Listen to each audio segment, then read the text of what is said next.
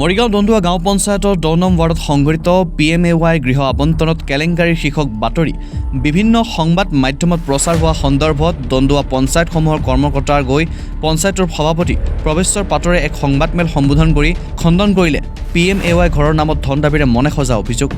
লগতে তেওঁ উল্লেখ কৰি কয় যে তেওঁৰ কাৰ্যকালত তেনে কোনো ঘটনা সংঘটিত হোৱা নাই বুলিও স্পষ্ট কৰি দিয়ে। আপোনালোকৰ চেনেললৈ ধন্যবাদ জ্ঞাপন কৰিছোঁ আজি ইয়ালৈ অহাৰ বাবে। আজি 2 দিনৰ আগতে আপোনালোকৰ চেনেলৰ জৰিয়তে এটা নিউজ পাইছিলে, গতিকে সেই নিউজটো মই আজি স্পষ্টীকৰণ দিব ওলাইছোঁ। ইয়াতে দুটা কথা আছে। প্ৰথম কথা আছে আমাৰ PMAY ক্ষেত্ৰত তেওঁ মানে অভিযোগকাৰী এটা আমাৰ পঞ্চায়তৰ ওপৰত এটা অভিযোগ আনিছে বা পঞ্চায়ত হয়। ইয়াতে GPC বা ৱাৰ্ড মেম্বাৰ আৰু লগতে এজন হ'ল দিতুল নাথ টেক্স কালেক্টৰ আৰু এগৰাকী হ'ল কংকনা দেৱী, তেওঁ হ'ল GPC আৰু এগৰাকী হ'ল ৱাৰ্ড মেম্বাৰ মানে ৰাবিয়া খাতুন হয়। এতিয়া তেখেতসকলক আমি যেতিয়া যিহেতু কৰিব ওলাইছিলে তেখেতসকলে গৈছিলে, প্ৰতিজন বেনিফিচিয়াৰী ঘটি গৈছিল। তেতিয়া এটা বিজুতি ঘটিছিল। এজন আছিল নৰুণ আমিন, তেওঁলোকৰ ঘৰলৈ গৈছে আৰু প্ৰতিটো ছাৰ্ভেত আমি নিকা বুলি ভাবিছোঁ। আৰু মই তেখেতসকলক প্ৰতিদিনে ভাবোঁ য'তে নাযাওঁ আপোন পাই ভিন ভাৱ নাচাব, যিটো পাব লাগে সেইমতে হ'ব লাগে। আৰু সেইমতে তেখেতসকলে কৈছিলে কিবা কাৰণত সেইখিনি সময়ত কিছু ঠাইত নেট নাপায়।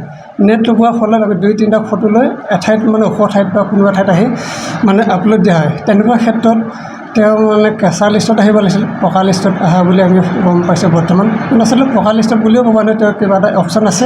আৰু তেওঁক আমি বাৰে বাৰে বুজাইছিলোঁ, সচিবও বুজাইছিলোঁ, ময়ো বুজাইছিলোঁ, ষ্টাফেও বুজাইছিলে তোমালোকৰ ঘৰতো যিকোনো প্ৰকাৰ আমি দিয়াৰ ব্যৱস্থা কৰি দিম। তেওঁ সেই কথাটো সন্মান হৈছিলোঁ আৰু সেইমতে আমি ৰৈ আছিলোঁ যে আমি নেক্সট বেছিদিন ল'ব নালাগে, 2-3 মাহ ৰ'ব আমি কৰাই দিম। কিন্তু তেওঁ সেই কথা নামানি আজি আপোনালোকৰ 26 আগতে নিউজটো দিছে। আমি নিউজটো পোৱাৰ ক্ষেত্ৰত আমি বহুত লজ্জিত হৈছে, কাৰণ তেওঁক আমি বাৰে বাৰে কৈছোঁ যে কামখিনি হৈ যাব। গতিকে আমি নেক্সট টাইম আমি কৰাই দিয়া অভিযোগ আনিছে, এইটো ভিত্তিহীন ধাৰণা।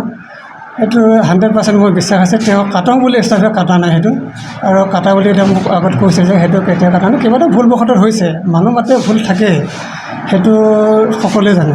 গতিকে ভুলটো শুধৰণিটো আছে, গতিকে আমি সেই শুধৰণিটো আমি কৰিম বুলি ইতিমধ্যে তেওঁ কৈছোঁ, বাৰে বাৰে দোহাই দিছোঁ। তেওঁলোকৰ ঘৰত চাহ পানী খুৱাইছোঁ।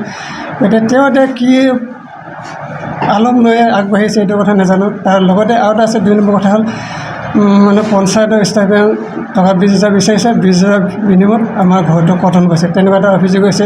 পঞ্চায়তৰ ওপৰত মোৰ 100% বিশ্বাস আছে। কোনো পঞ্চায়তৰ কৰ্মচাৰীয়ে পইচা নিবিচাৰে, মই এটা ডাঠি ক'ব পাৰোঁ। কিন্তু দন্দুৱা পঞ্চায়ততে নিকা পঞ্চায়ত এতিয়ালৈ হোৱা নাই, আমি নিবিচাৰোঁ।